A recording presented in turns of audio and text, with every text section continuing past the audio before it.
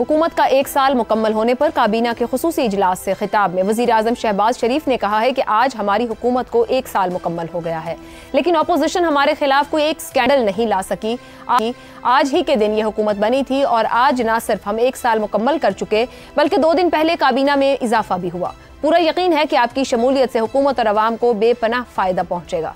वज़ीर आज़म ने कहा कि हमारी मईशत 1 साल पहले हिचकोले खा रही थी और डिफ़ॉल्ट के बहुत करीब पहुंच चुकी थी, जिसकी बेशुमार वजूहात हैं। जब हम IMF से गुफ्तगू कर रहे थे तो वो कौन लोग हैं जो IMF को खतूत लिख रहे थे कि पाकिस्तान का प्रोग्राम मंजूर ना करे। कोई जादू टूना नहीं, सिर्फ मेहनत और मेहनत होगी। हम 9 मई के नहीं 28 मई के अलंबरदार हैं। एक दूसरे की टांगे ना खींचें, मिलकर काम करें। वज़ीर आज़म ने कहा कि बतौर फलां सूबे के वज़ीर ख़जाना हम आपको ये लिख कर दे रहे हैं कि आप ये प्रोग्राम मंजूर ना करें। ये कौन कहता था? आज मैं कहना चाहूँगा कि इससे बड़ी मुल्क दुश्मनी और कोई हो नहीं सकती, लेकिन आज हम ना सिर्फ डिफ़ॉल्ट से निकल आए हैं बल्कि आज वर्ल्ड बैंक समेत तमाम आलमी इदारे अपनी ज़बान से कह रहे हैं कि हमारे मैक्रो इकनॉमिक आशारिये मुस्बत हो गए हैं। उनका कहना था कि हम अपनी तमाम इत्तेहादी जमातों की बदौलत ये तमाम मुश्किल मराहिल अबूर करने में आसानी से कामयाब हुए हैं और अब मुल्क की तरक्की का सफ़र शुरू होने जा रहा है और हमारी ये कामयाबी टीम वर्क का नतीजा है और आज तमाम इदारे एक पेज पर हैं। शहबाज शरीफ ने अपनी हुकूमत का 1 साल पूरा होने पर जो खिताब किया, इसमें माशी कारकर्दगी के साथ साथ फिर से तमाम इदारों के 1 पेज पर होने का इतराफ़ भी किया। मगर काबीना इजलास के खिताब में वज़ीर आज़म को अपनी कारकर्दगी बताने के साथ पाकिस्तान तहरीक इंसाफ के खिलाफ बहुत ज़्यादा करने की ज़रूरत क्यों पेश आई, इसी मामले पर पैनल के सामने सवाल रखेंगे। सवाल इस तरह से, वज़ीर आज़म का पूरे एतमाद खिताब, तमाम इदारे एक पेज पर, PTI के खिलाफ सख्त मौक़िफ़, भरपूर पॉइंट स्कोरिंग, ज़रूरत क्यों पेश आई? क्या वज़ीर आज़म को मुस्तक़बिल करीब में कोई बड़ा सियासी चैलेंज दिखाई दे रहा है? हसन निसार साहब, 1 साल मुकम्मल होने पर वज़ीर आज़म कॉन्फिडेंट बहुत ज़्यादा थे, खुशी का इजहार भी कर रहे हैं, माशी कामयाबियों की बात कर रहे हैं। वहीं पाकिस्तान तहरीक इंसाफ के जो सियासी अंदाज रहे पिछले 2-2.5 साल में, उस पर भरपूर तनकीद भी की। उन्हें कोई बड़ा चैलेंज दिख रहा है आने वाले वक्त में या स्मूथ सेलिंग नजर आ रही है? देखें आयशा, 2 बातें हैं इसमें। पहली बात तो ये है कि ये लोग जो हैं पॉलिटिशियंस और ये और वो, ये जितने भी लोग हैं इक़्तिदार के ईवानों में, ये एक पेज पे होते हैं लेकिन उस पेज पे कभी अवाम का नामो निशान नहीं हुआ।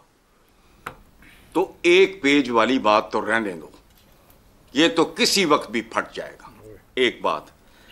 बाकी जो हालिया वज़ीर आज़म है हमारा, ये वज़ीर आज़म एंड कंपनी बल्कि एंड फैमिली को मुस्तकबिल करीब में एक ऐसा फैसला कुन सियासी चैलेंज दरपेश होगा जिसके बाद इनके पल्ले सियासत रह नहीं जाएगी। इसमें साल लगता है, 6 महीने लगते हैं, 2 साल लगते हैं, आई कांट प्रेडिक्ट, लेकिन सियासी चैलेंज है। सही हो। और वो बिल्कुल फिनिशिंग टचेस होंगे इनकी सियासत के, वही बाकी रह गए हैं। वो क्या चैलेंज क्या हो सकता है? देखो बात सुनो, मैं दयानतदारी से आपको बता रहा हूं। मेरा कोई, मैं आपको बहुत अच्छी तरह पता है, मैं सोशलाइज नहीं करता, मैं मिलता मिलाता नहीं हूं, लेकिन वॉक के दौरान मैं आपको बता नहीं सकता 90% ऑफ द पीपल, इतना उनके अंदर जहर भरा हुआ है इनके खिलाफ। वेरेवर आई गो, मुझे नहीं पता ना, मैं ये गुफ्तगू करता हूं, मैं जान छुड़ाता हूं। सो मेरी अपनी एक जो है गलत हो सकता है, मुझे नहीं पता, लेकिन देयर पॉलिटिक्स इज ओवर, ये मैं आपको दावे से कह सकता हूं। ठीक हो गया। This is the end of their politics. ये तो बहुत ही बड़ी बात। वैसे कुछ लोगों ने ये बात 2017-18 में भी कही थी नून लीग को लेकर और उनके लीडर्स को लेकर। मुझे आज भी याद पड़ता है, हमारे खुद सहाफत के अंदर बहुत से ऐसे लोग जो बड़ा बड़ा क्रॉस लगाते थे, मगर इस मुल्क में वक्त बदलते पता नहीं चलता। इफ्तिखार साहब, नून लीग जो है वो जब 9-10 अप्रैल 2022 से पहले जो उनके नारे थे वो मुख्तलिफ नारे होते थे, वोट को इज्जत दो से लेकर और बुग़्ज़ से भरे जजेस तक के। उसके बाद वो नारे सब खत्म हो गए।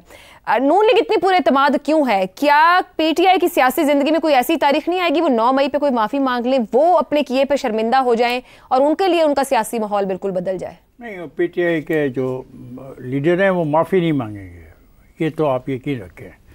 इतना मजबूत असाब का लीडर उनको मिला है एक सियासी जमात को, वो माफ़ी नहीं मांगेगा, डिसऑन कर दें, माफ़ी नहीं मांगेगा, माफ़ी कभी भी नहीं मांगेगा। हाँ, डिसऑन करने वाला अब आपने लफ्ज़ मुझे बता दिया है। हाँ, वो ये कह सकता है कि शायद यू टर्न था ये, और फिर वो वापस चला गया उस थ्योरी पे कि यू टर्न जो है वो सियासत में बड़ा अहम होता है। बहरहाल मैं कोई कमेंट नहीं करता, आज मैं जो देख रहा हूँ वो मुमकिन नहीं है। और मेरे दोस्त के साथ जो लोग सुबह वॉक करते हैं वो बिल्कुल इस हुकूमत को ख़त्म करने को फिर रहे हैं, और मैं जो आवाम में फिरता हूँ, हाँ ना ना ना, बिल्कुल नापसंदीदगी की बात कर रहा हूँ। अच्छा, हाँ, वो उनके पास इतना टाइम नहीं है। अच्छा, नापसंदीदगी का अपना एतराफ़ करते हैं, एतराज़ करते हैं, और ये बेचारे को वॉक भी नहीं करने देते। हालांकि सुबह इसको अलहदा वॉक करनी चाहिए, बिल्कुल स्मूथली, लंबे सांस लेके, हाथ फैला के, लेकिन ये सुनता रहता है लोगों की बातें। पहले इसकी हिम्मत है। अच्छा, बड़े मज़े की बात है, क्योंकि मैं वॉक नहीं करता और मैं आवाम में उठता बैठता फिरता हूँ। आवाम ये कहती है कि मौजूदा हुक्मरान जो हैं ये Aahista Aahista, inch by inch, ये अपनी स्पेस बना रहे हैं, इंच बाई इंच स्पेस बना रहे हैं। अब देखो ना, ये भी शहर में रहता है, मैं भी शहर में रहता हूँ। अब हम इन दोनों के दरमियान एक रास्ता देखना होगा। मैं एक बात आपको बता दूं, पाकिस्तान की तीसरी पॉलिटिकल फोर्स जो है वो पाकिस्तान तहरीक इंसाफ है, और ये एक ऐसी पार्टी के तौर पे इमर्ज की थी जिसको एक ख़ास सोच रखने वालों ने कहा कि यार ये क्या बात है, एक का ख़ानदान जो है वो इतना बड़ा नाम नहीं रखता और दूसरे का ख़ानदान भी इतना बड़ा नाम नहीं रखता, तो बड़े ख़ानदानों के अशराफिया के लोगों को इक़्तिदार में आना चाहिए। ये अशराफिया का हक़ है कि जो अच्छे कॉलेजेस यूनिवर्सिटियों में पढ़ते हों, जिनके इंग्लिश जो है वो बहुत अच्छी हो, जिनकी इंग्लिश की ड्राफ्टिंग कमाल की क्लासिकल हो, उन लोगों को इक़्तिदार में आना चाहिए। वो सारे इकट्ठे हो गए और वो उन्होंने कोशिश की, कामयाबी के साथ 4 साल कुछ महीने वो इक़्तिदार में रहे। वो सारी इंग्लिश वो इंग्लिश लबो लहजा वो सब का सब धरा का धरा रह गया, आवाम को कुछ नहीं मिला। 14 साल से एक जगह पे वो मसरूफ़ हैं इस अमल में, वहाँ पे आवाम को कुछ नहीं मिल रहा। सवाल है, फ़ैसला आवाम ने करना है, और जब भी आवाम उस फैसले को जाएंगे तो पता लग जाएगा कि वज़ीर आज़म का जो एतमाद है ये क्या है। ठीक हो गया। पहला टेस्ट तो इसके एतमाद का होगा on the floor of the house. क्या उसके खिलाफ वोट ऑफ नो कॉन्फिडेंस कल कोई मूव कर सकता है? तो उसका एतमाद ख़त्म हो जाएगा। उसको ये एतमाद है कि कल वोट ऑफ नो कॉन्फिडेंस ना पंजाब में ना मरकज़ में उसके खिलाफ नहीं आ सकता। सो ये वजह भी उसके एतमाद की है। ठीक है। बाकी इस बात पे बहुत अफसोस का इजहार किया जा रहा है कि इदारे एक पेज पे क्यों हैं। ये वही लोग कह रहे हैं जो मुझे सिखाते थे जमहूरियत पसंद आदमी को कि इदारे एक पेज पर होने चाहिए। किसी ने नहीं कहा कि इदारे क्यों हैं, ब्रेक पे जाना टाइम कम है। लेकिन सवाल ये है कि ओवर कॉन्फिडेंट हो। ये कोई तरीका नहीं है, आप मुझे बात करने का मौका नहीं देते जो आवाम की बात करता है। ये कहा जाता है कि आप एक पेज पर, ये सिखाते थे हमें एक पेज पर हैं, एक पेज पे। हम कहते थे एक पेज पे मत आओ, जमहूरियत की बात करो। ठीक है। तो आज हमें कहा जा रहा है कि यार दुख है कि तो आप जमहूरियत की बात कर रहे हैं, बाकी 2 पैनलिस्ट ने बात करनी है। जब ब्रेक ले लेते हैं, ब्रेक के बाद मेरे उस्ताद हैं मेरे आजाद साहब, वजीर आजम का एतमाद से लबरेज खिताब, आपको लगता है आने वाले 4 साल भी इसी एतमाद का मुजाहरा करेंगे? उनको कोई चैलेंज दरपेश है जिस तरीके से आज उन्होंने अपोजिशन यानी पीटीआई को क्रिटिसाइज किया? आयशा, शहबाज शरीफ साहब ने ये हुकूमत क्यों ली थी और कैसे बनाई गई थी, इन दोनों चीज़ों को, या क्यों बनाई गई थी? देखिए, ली क्यों थी, वो इसलिए थी कि इनका कोई चांस नहीं था और इनको एकदम से हुकूमत ऑफर हुई और इन्होंने ले ली। चांस नहीं था, मिल गई। अच्छा, उसका एक और वजह ये थी कि जिसको नहीं देना चाह रहे थे उसको फिर इस तरीके से आउट किया गया और जिनको इस वजह से इनका फायदा हो गया और इनको हुकूमत मिल गई। तो इमरान खान हुकूमत से बाहर है, ये हुकूमत से अंदर है। ये पहले 2 मकासद इससे हासिल हो गए।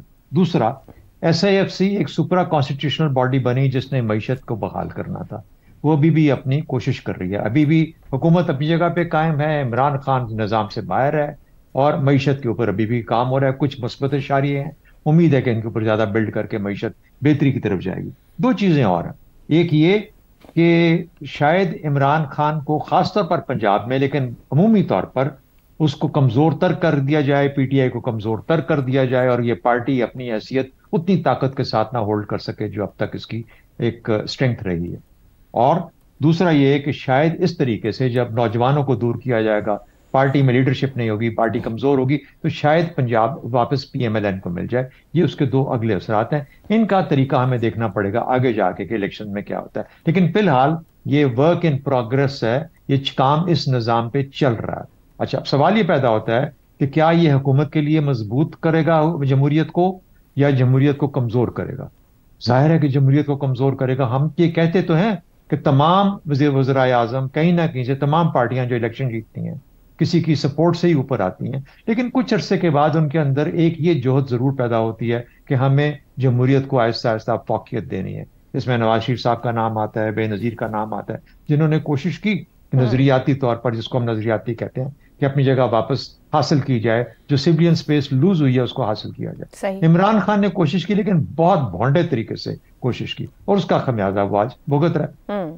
तो इसका तरीका ये, इसका जो बुनियाद ये है कि वर्क इन प्रोग्रेस, जमहूरियत को नुकसान पहुंचेगा, और उसकी वजह से जो आप देख रहे हैं। आपका अगला सवाल कि एतमाद है, मैं समझता हूं कि बिल्कुल नहीं है। इस वजह से बारहा अपने आप को याद कराना पड़ता है कि मैं तो नाहक बैठा हूं, मेरा असल में तो ये जगह नहीं बनती, मैं किसी के बिठाए हुए यहां बैठा हूं। इसलिए ये एक बेअतमादी है जो कि बार बार अपना इजहार करती है अपने आप को यकीन दिलाने के लिए। और एक चीज सुन लीजिए कि ये बेएतमादी ही शहबाज शरीफ साहब की सबसे बड़ी ताकत है। सही हो गया। ज़ैगम साहब 9 मई के नहीं 28 मई के लंबरदार हैं। वजीर आजम ने आज फिर अपने काबीना इजलास में गुफ्तगू में कहा है नून लीग की पूरी क़यादत 22 माह से यही सियासी इस्तेमाल कर रही है इस जुमले का। ये जुमला कब तक उनकी लाइफ लाइन बना रहेगा? वर्क इन प्रोग्रेस को सपोर्ट मिलता रहेगा इस जुमले से? जो भी वन पेज के घोड़े पर सवार होता है ना, उसमें आपको इस तरह का एक एतमाद नज़र आता है जो चौधरी साहब के ख्याल में, और मैं इत्तफाक करता हूँ, एक बड़ा मसनूई एतमाद होता है जिसके पीछे खुद एतमादी की कमी होती है। और ये घोड़ा इन्हें मालूम है कि पलट के गिराता बहुत जल्दी है। दो चीज़ें हैं जो मेक और ब्रेक हैं वज़ीर आज़म की, उनकी हुकूमत की और उनकी पार्टी की भी। दो मीम, मईशत और मकबूलियत, और दोनों में बड़े चैलेंजेस हैं। थोड़ी सी जो स्टेबिलिटी नज़र आ रही है, इसके आगे बहुत बड़े बड़े चैलेंजेस, इसलिए कि पाकिस्तान में जो बूम बस्ट साइकिल है उसका दौरानिया बहुत कम हो गया है। अगर स्ट्रक्चरल चेंजेस नहीं करेंगे तो ये 4 साल चलने वाला काम नहीं है।